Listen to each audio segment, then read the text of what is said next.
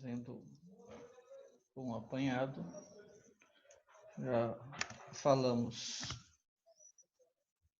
das mudanças, transformações na função da função de recursos humanos em suas eras, industrialização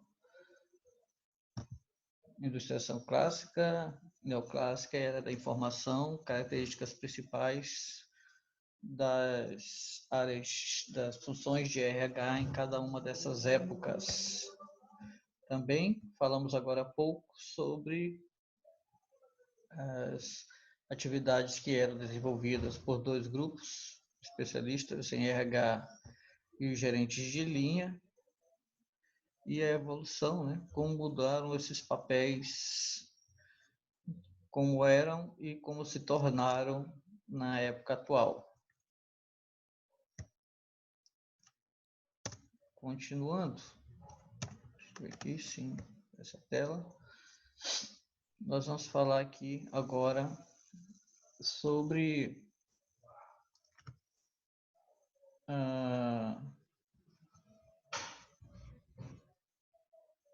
que agora nós vamos estar falando sobre os papéis desses profissionais de recursos humanos. Como ficaram esses papéis? Os papéis que os profissionais de recursos humanos devem assumir na atualidade, eles são múltiplos. Operacionais e estratégicos, policiamento e parceiros, responsabilidade por metas qualitativas e quantitativas de curto e de longo prazo, definir metas, garantirá os resultados de seu trabalho e, a partir delas, é possível estabelecer os papéis e as atividades como parceiros organizacionais. Então, esses papéis, eles se tornaram específicos e amplos ao mesmo tempo. Não deixaram de ser operacionais, mas se tornaram também estratégicos. Não deixaram de haver um papel de policiamento, de acompanhamento das atividades dos profissionais, mas também se tornaram mais parceiros. As atividades, responsabilidades, eles tinham metas qualitativas e muito quantitativas agora também. Não apenas de curto prazo, mas também de longo prazo.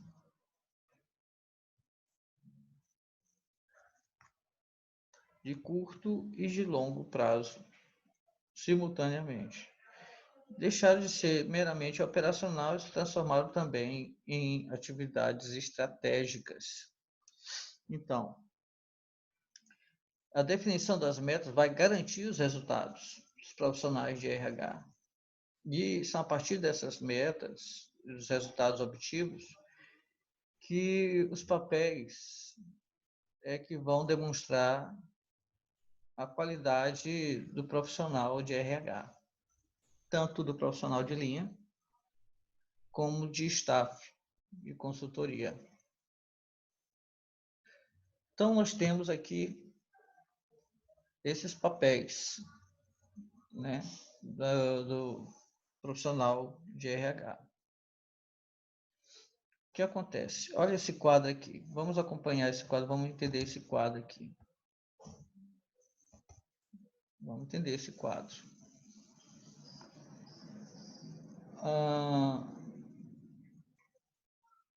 Como mudou, como houve uma evolução nos papéis desde a era clássica, então os focos, eles são dois: no futuro estratégico da organização e também um foco no cotidiano operacional. O profissional de RH, da área de RH, os seus papéis estão direcionados para o cotidiano do dia a dia operacional, das atividades básicas operacionais, mas também eles ampliaram os seus papéis para um futuro estratégico. Então, ele abrange esses dois focos, tanto em processos, desenvolvimento dos processos, como no acompanhamento das pessoas, relacionamento com as pessoas. A partir desses eixos, os papéis eles podem ser visualizados em 4 papéis profissionais. Administração de estratégias de recursos humanos, que são os processos focados no futuro estratégico, administração de estratégias de recursos humanos. Os processos a partir do cotidiano operacional, administração da infraestrutura da empresa. Com relação às pessoas, o foco no futuro estratégico, administração da transformação e da mudança. E no cotidiano operacional em relação às pessoas, administração da contribuição dos funcionários. Então, esses eixos, eles determinam os papéis do profissional de RH. Vamos ver no quadro, acompanhando o quadro, como se desenrola esses papéis a partir dessas quatro atividades. Em relação à administração de estratégias de recursos humanos, administração de estratégias de recursos humanos, os processos em relação ao futuro estratégico, o resultado esperado é a execução da estratégia. Que estratégia? As estratégias executivas, estratégias de negócios da empresa, que vão se buscar executá-las. A metáfora quer dizer a relação de parceiro estratégico. O profissional de RH, ele assume o papel de parceiro estratégico, porque está vinculando a área de RH com os negócios estratégicos da empresa. E a atividade básica é ajuste das estratégias de RH às estratégias empresariais, fazendo o que nós chamamos de diagnóstico organizacional. Fazendo essa relação das estratégias, dos trabalhos de RH, à estratégia, aos negócios estratégicos da empresa, como parceiro estratégico. Isso é o papel dele enquanto administrador de estratégias de recursos humanos. Na administração da infraestrutura da empresa, aqui, administração da infraestrutura da empresa, os processos, no foco do cotidiano operacional, os resultados esperados desenvolvendo esse papel é a construção de uma infraestrutura eficiente. O que é essa infraestrutura eficiente? São as pessoas trabalhando, as pessoas e a área especificamente, a estrutura do setor, para que ela possa trabalhar de forma eficiente, para que possa desenvolver suas atividades de forma eficiente, fazer da forma corretinha suas atividades. Então, tem que dar uma infraestrutura adequada para que as pessoas possam desenvolver suas atividades de forma eficiente. A metáfora é que ele se torna um especialista administrativo. O que é esse especialista administrativo? É o profissional de RH que ele vai ele conhece toda a estrutura, como oferecer uma infraestrutura básica, uma infraestrutura de qualidade para que os seus profissionais eles possam trabalhar de forma qualitativa. E a atividade básica é a reengenharia dos processos de organização de serviços em comum, adequar a estrutura, adequar o local, adequar o ambiente, para que os profissionais possam desenvolver suas atividades de forma satisfatória. Então, esse é o papel de administração da infraestrutura da empresa.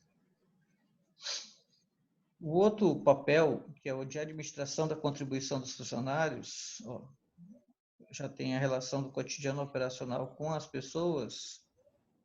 O resultado esperado é o aumento do envolvimento e capacidade dos funcionários. Motivar, estimular, acompanhar para que eles possam desenvolver suas atividades a contento, de forma eficiente, da melhor forma possível. A metáfora para esse papel, ele se torna um defensor dos funcionários, o líder dos funcionários, ele se torna um elemento de referência para os funcionários. A atividade é ouvir e responder aos funcionários, prover os recursos aos funcionários. Esse papel ele vai estar acompanhando, aí entra aquela habilidade interpessoal muito presente no desenvolvimento desse papel, dessa atividade. Suas relações interpessoais com os funcionários, com os colaboradores. E no último papel, é a administração da transformação e da mudança. Tem essa relação do pessoal com o futuro estratégico. O resultado esperado é a criação de uma organização renovada, inovadora, uma organização adaptada ao ambiente. A metáfora é que eles tornam uma agenda da mudança. Uma agenda da mudança. A agenda da mudança no sentido de que ele está amplo, aberto e é um personagem fundamental para qualquer mudança que venha ser necessária acontecer na empresa, tanto no setor de recursos humanos ou como a organização como um todo, adequar as pessoas para que elas estejam aptas às mudanças. Gerir a sua atividade é gerir a transformação e a mudança, assegurar a capacidade para a mudança, fazer com que as pessoas, o recurso humano, ele esteja apto para a aceitação dessas mudanças, para se adequarem, se adaptarem às mudanças. Então, são 4 papéis, funções, em que o profissional de RH ele tem que estar apto a desenvolver com essas mudanças atuais, com um novo contexto da área de recursos humanos, da área de gestão de pessoas. Então, o profissional ele precisa estar adequado a esses papéis. Administração de estratégias de recursos humanos, em relação ao futuro estratégico, as relações estratégicas da empresa, administração de estratégia de recursos humanos, e a administração da transformação e da mudança, e com relação às pessoas, num foco mais operacional, a administração da infraestrutura e a administração da contribuição dos funcionários. São papéis fundamentais para o gestor profissional de RH atualmente. Além disso, também tem as habilidades que são necessárias para os consultores. Que habilidades são essas que são fundamentais para que os consultores possam desenvolver esses papéis aqui a contento? Para desenvolver esses papéis, os consultores eles precisam saber muito bem escutar, saber falar e também, em determinados momentos, deixar de falar.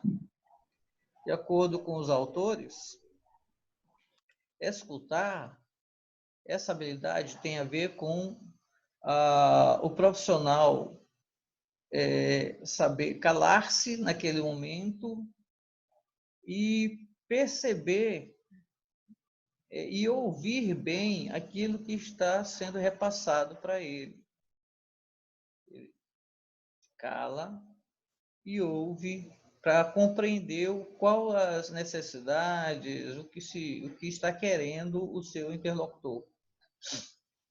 É também uma grande habilidade do consultor saber entender, compreender aquilo que ele está escutando e também as mensagens subliminares, as mensagens corporais que os interlocutores, que os colaboradores estão passando para esse consultor. Às vezes ele fala com seus gestos. Precisamos compreender. Falar, saber se expressar é fundamental também para o consultor. Ele precisa saber se expressar, ele precisa saber falar, ele precisa saber ser compreendido através do que ele está explanando. Então, nesse aspecto de falar também é extremamente importante, uma habilidade muito importante para o consultor, para que ele possa ser compreendido ou não ser mal interpretado.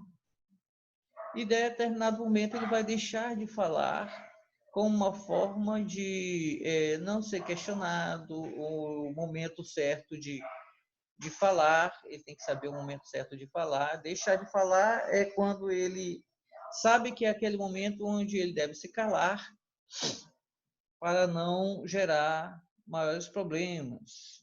Então, ele se isola, ele deixa de falar, ele deixa de se comunicar para evitar problemas.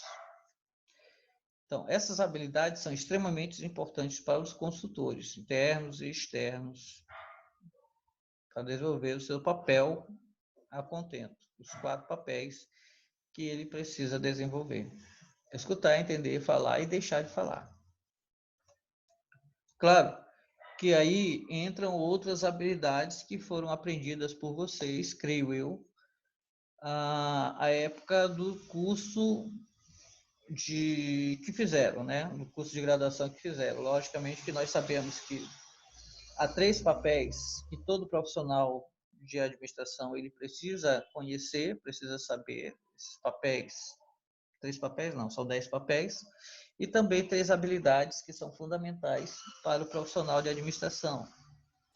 As habilidades humanas, as habilidades técnicas, as habilidades conceituais, são fundamentais para que o profissional ele possa desenvolver da melhor forma sua gestão, a sua consultoria também. E os papéis também, que são os papéis do administrador de um modo geral, aqueles 10 papéis distribuídos em 3 categorias, informacionais, interpessoais e decisórias. Então, a gente não pode esquecer que também entra na composição das habilidades dos consultores. Continuando nosso material, aqui a gente vai ver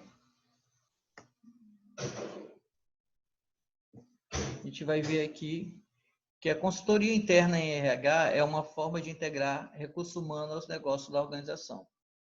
Esse pensamento da consultoria interna, nós vimos que ele veio surgir na era da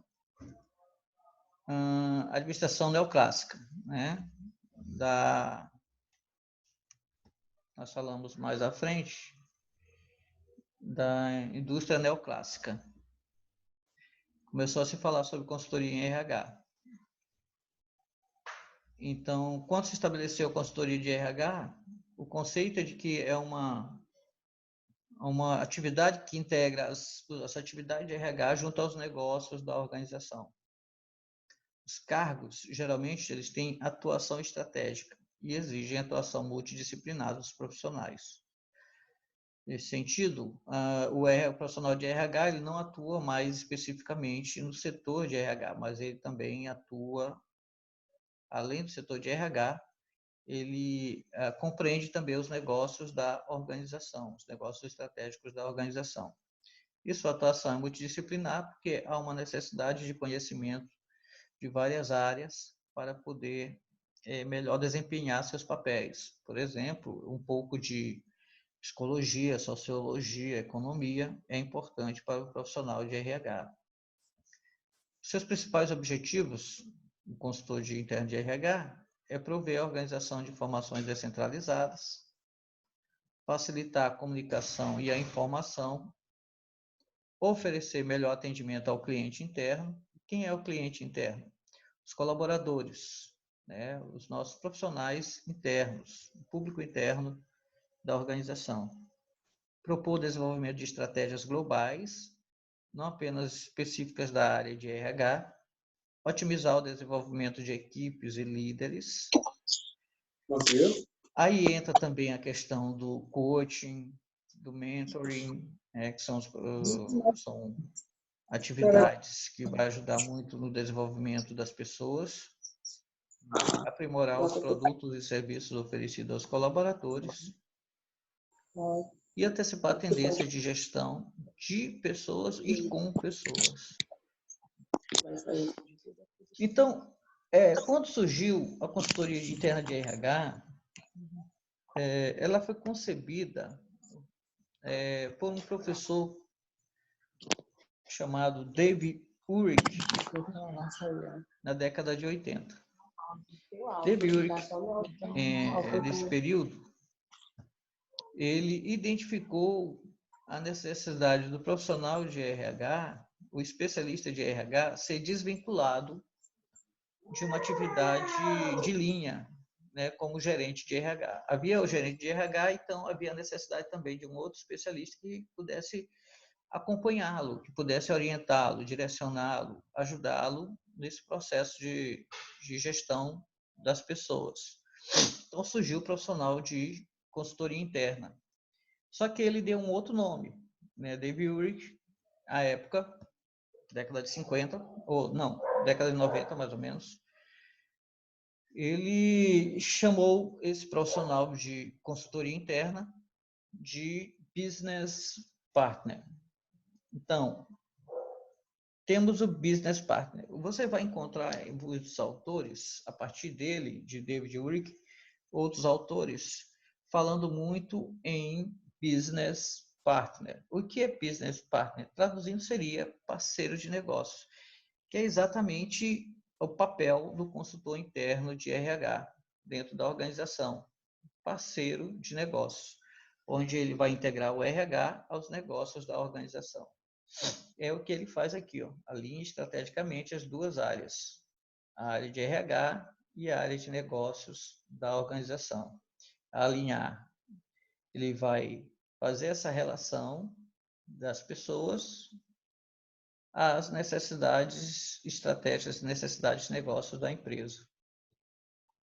Então, o profissional de consultoria interna que vai fazer isso, fazer esse alinhamento dos negócios da empresa aos negócios de RH ou de RH aos negócios da empresa, é chamado de business partner ou parceiro de negócios. É um profissional que está cada vez mais valorizado dentro da área de RH. Lembrando, ele não é um gerente de RH, ele é desvinculado da área formal da organização. Ele é uma atividade de staff, de assessoria, de consultoria. Então, ele é um especialista na área onde ele vai trabalhar,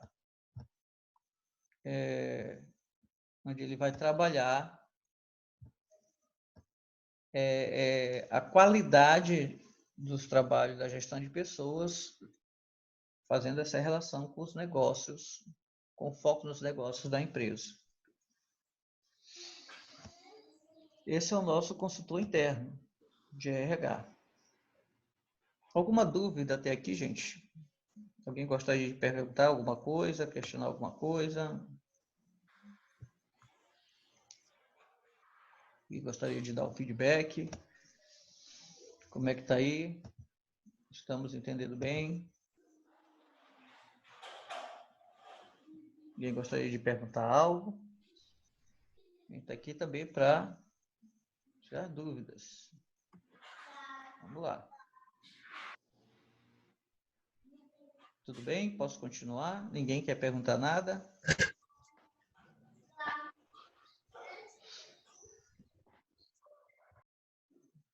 Podemos continuar? Então, vamos continuar. A consultoria interna em recursos humanos. Vamos falar dessa consultoria interna em recursos humanos. Ela tem as suas etapas do processo de consultoria interna. Como é que ela funciona? Como ela é desenvolvida? Ela é desenvolvida, esse processo de consultoria interna, em etapas. Para a sua implementação, ela segue algumas etapas. Quais são essas etapas? As etapas estão descritas aqui. A execução de benchmarking, começa pela execução de um benchmarking. O que é um benchmarking? Benchmarking é um processo de catalogar os melhores processos das melhores empresas, né, das empresas de referência em determinada área, catalogar essas informações de negócio dessa empresa para usar dentro da nossa organização devidamente adaptado, adequado. Então, nós fazemos o benchmarking, né? Visitar a empresa e buscar experiências bem-sucedidas de implementação. Nós vamos usar empresas de referência que utilizaram esse modelo para pegar essas informações, claro, aproveitá-las de uma forma adequada para a empresa. Então, eu faço a execução de benchmarking. Também a conscientização de todos os envolvidos, é importante divulgar o modelo por meio de workshops, né? Formações, seminários, palestras, para que haja o envolvimento e aceitação de todos na implementação desse processo. Desburocratização e racionalização, onde eu vou mapear processos, inovar sistemas e criar um banco de dados. Desburocratizar e racionalizar, no sentido de que eu vou descentralizar a aplicação, o desenvolvimento desse trabalho, permitindo que outros participem também na formação, no alinhamento desse trabalho. E quer dizer, gerar, quando eu digo racionalizar, eu digo gerar um banco de dados, gerar um modelo, gerar um plano desse processo. Finalmente, eu vou definir definição clara de políticas de gestão de pessoas, definir ou rever os produtos e serviços oferecidos, como é que funciona a gestão de pessoas, as políticas, as normas, os procedimentos como estão, vou definir como estão. Vou buscar a certificação pelas normas ISO 9000. Essas normas de certificação da qualidade ISO 9000, elas são importantes porque elas são referências para que a gente possa adequar esse processo dentro de normas internacionais. E com isso, além de garantir qualidade nesse processo, eu também vou estar garantindo internacionalização da empresa. Quando for participar de algum processo de trabalho, junto a órgãos públicos internacionais ou nacionais, então eu tenho toda uma certificação que me garante qualidade do que a organização está fazendo. Então é importante a gente verificar essa certificação da ISO também nesse processo. Sustentação administrativa e funcional, tem apoio logístico de profissionais, sustenta a função do consultor interno, quer dizer, eu vou buscar também apoio de outros elementos para afirmação e confirmação, ratificação do meu trabalho, desse processo. Capacitação de profissionais de RH, torna eles multifuncionais com visão generalista e atuação estratégica, para que eles possam estar aptos a desenvolver o trabalho. Definição do papel do consultor interno de RH, deve deixar bem claro o novo papel do consultor para todos. Profundo comprometimento da alta direção. É necessário que a administração executiva, os executivos, eles estejam conscientes e se posicionem favoráveis a esse novo modelo de negócio, onde vai se trabalhar a consultoria, tanto interna ou externa. Transformação dos gerentes de linha em gestores de pessoas. Os gerentes de linha vão deixar de ser tão limitados e vão se transformar agora em gestor de pessoas, contribuindo para que esse gerente de linha assuma o papel de gestor de pessoas da sua equipe. Além disso, transformação de RH em Business Unit. O que é um Business Unit? É uma unidade de negócio. A área de RH deixa de ser meramente um departamento, um setor de RH, e se torna uma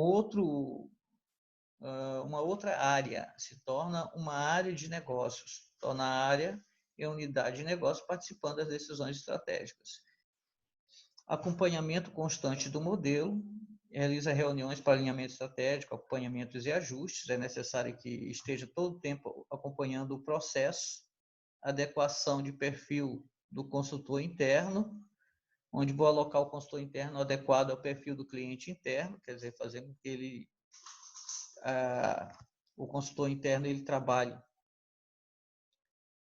junto ao seu público interno, né, os seus funcionários, seus colaboradores, valorizar o background do especialista ou contratar generalistas é uma questão que precisa ser decidida, aproveitar a especialidade e a experiência anterior dos consultores. Aqui é onde se define se ele vai manter o consultor interno ou ele vai buscar consultores externos. O consultor interno acumulando 2 chapéus, acumular função em determinado momento pode privilegiar algum cliente interno. Esses 2 chapéus, desculpe, que ele está falando aqui, consultor interno, como função de consultoria e também de linha, né? Então, deve definir se ele mantém-se apenas consultor ou ele assume papel de linha também na gestão das pessoas. Revisões e reavaliações constantes, isso precisa ser feito, correções, aperfeiçoamento, faz parte do processo de planejamento e implantação do processo de consultoria interna, isso constantemente é necessário ser feito. Gestão das dificuldades e dos dificultadores. Essa gestão de dificultadores é importante porque vai haver muitas dificuldades para você implementar esse processo, barreiras, pessoas apresentando dificuldades, e você precisa saber gerenciar esses dificultadores e coragem, né? Você precisa ter coragem para realizar o trabalho com dignidade e profissionalismo. Tem que estar adequada, precisa estar apto para desenvolver o seu trabalho. E para isso você precisa encarar essas dificuldades. Vai ter muita dificuldade, você precisa ter coragem para encarar essas dificuldades. Então, essas aqui são as etapas. Não é um modelo pronto, é um modelo flexível que precisa ser usado para adequar o processo de consultoria interna na empresa.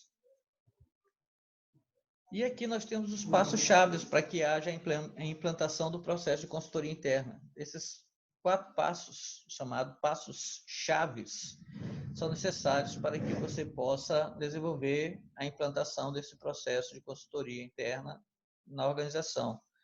Construir e monitorar o modelo. Está dentro, compreende todas as etapas aqui. Construir e monitorar o modelo.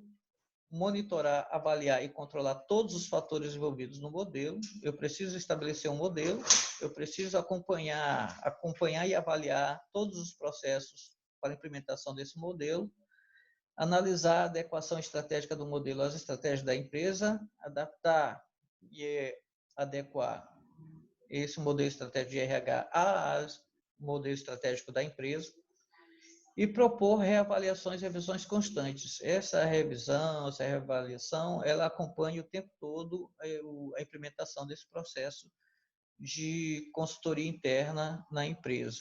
Então, preciso estar atento a esses passos-chave para a implementação do processo de consultoria interna.